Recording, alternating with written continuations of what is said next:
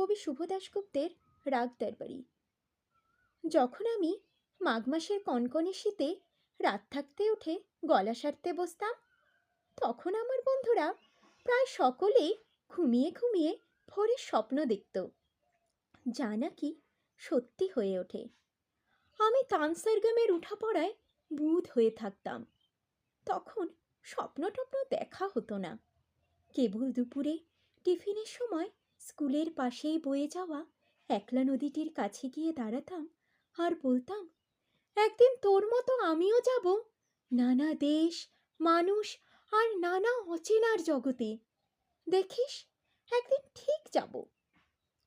পুজোর সময় বন্ধুরা দল বেঁধে ফুচকা খেত, ডাকলেও আমি সে দলে ভিড়িনি। গলার যত্ন। উঁচু ক্লাসে অনেকের বই খাতার ভাজে যখন সিনেমার ছবি, তখন আমার ব্যাকরণ খাতার পিছন মলাটে দরবারির নতুন টান লেখা। আমার গান আমার হাত ধরে নিয়ে যাচ্ছিল অন্য পথে। অনেক দূর থেকে দেখা যাচ্ছিল অন্য আকাশ, অন্য আলো, অন্য রং। কোণে দেখা এক অপূর্ব আলোর বিকেলে আমার বিয়ে হয়ে গেল। সানাই, রঙিন বেনারসি, রজনীগন্ধা। ফুলশয্যার রাতে বিসমিল্লা সাহেবের সানাই বাজছিল জয় জয়ন্তীর আগে।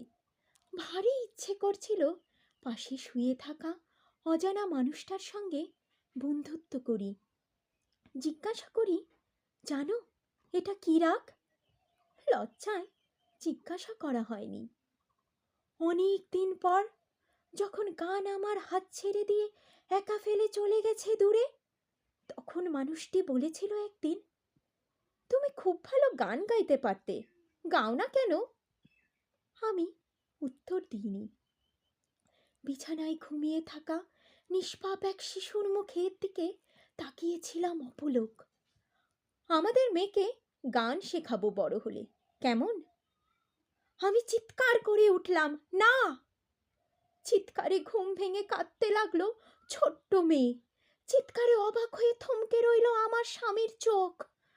আমি খুব নিচু স্বরে বললাম, না, ও সেলাই শিখবে, রান্না শিখবে, ঘর মোছা বাসন মাজা শিখবে, মার্কেটিং করতে শিখবে, জানালায় পর্দা লাগাতে শিখবে, অসুখে সেবা করতে শিখবে, গান শিখবে না। গান তো টেপ রেকর্ডারেই পাওয়া যাবে।